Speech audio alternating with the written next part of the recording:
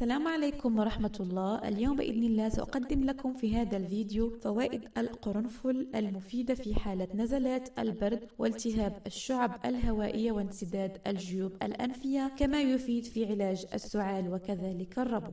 القرنفل من الأشجار الصغيرة المعمرة، لها شكل مخروطي، تنتمي لفصيلة القرنفلية وهي دائمة الخضرة، تقطف أزهارها مرتين كل عام، تجفف براعمها التي تتحول من لون أحمر إلى لون بني بعد التجفيف. الموطن الأصلي للقرنفل تعتبر جزر مولوكا الموطن الأصلي للقرنفل، وهناك أكثر من اسم للقرنفل، ففي العالم العربي اشتهر القرنفل باسم المسمار، كما أنه سمي أيضا بعود النوار، وفي القدم كان يستخدم لرائحته العطرية القوية. ومحتويات القرنفل يحتوي على زيت اليوجينول الذي له خاصية التخدير، بإضافة إلى معادن عدة كالفوسفور والصوديوم والحديد والمغنيسيوم والبوتاسيوم والكالسيوم وبعض الأحماض. يحتوي كذلك على مادة الأوجينول التي تساعد على تخفيف آلام وقتل الجراثيم. مكونات القرنفل وفوائده: أيضا يعمل على تقوية اللثة، يمنع الغثيان والقيء، تقوية عامة وفاتح للشهية، يعالج القرنفل آلام الرأس، يستخدم كمسكن موضعي للأسنان، يحمي القرنفل الجسم من السموم، ينشط القرنفل الذاكرة والجسم، يسهل القرنفل في عملية الهضم، يعتبر مسكن قوي للأسنان، يساعد أيضا في علاج العدوى بالخمائر. القرنفل يقوي القلب والكبد والمعدة، يعمل على تقوية الدماغ وإجلاء البلغم، ويعتبر مطهر ومخدر للآلام والقروح، مكافح للسرطان والروماتيزم والسكري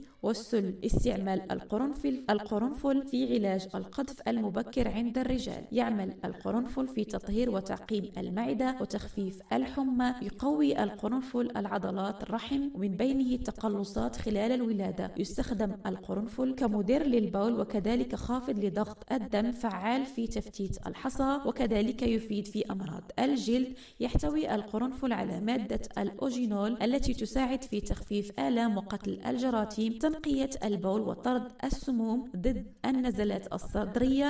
نزلات الصدرية والصداع، تقوية وكذلك عسر التنفس، الربو، جلاء الصدر في البلغم خاصة للمدخنين. زيت القرنفل يساعد على تخفيف من الآلام الأسنان والتهاب اللثة، فهو يخفف من آلام الإبرة والتخدير عند وضعه في الفم. فوائد كذلك القرنفل للجسم: تهدئة آلام البطن، ذلك من خلال شرب شاي القرنفل الذي يحتوي على فوائد كثيرة، منها التخلص من الغازات والمساعدة في الهضم وقتل البكتيريا الضارة في المعدة، علاج آلام المفاصل، ويكون من خلال مضادات الشاي، تساعد كذلك على التخفيف من آلام المفاصل، ذلك من خلال وضع ضمادات باردة من الشاي القرنفل على المكان المصاب لمدة ربع ساعة. بهذا أتمنى أن أكون قد أفدتكم، وأتمنى أن تضعوا لايك والاشتراك في القناة وتفعيل زر الجرس ليصلكم كل جديد. والسلام عليكم ورحمة الله.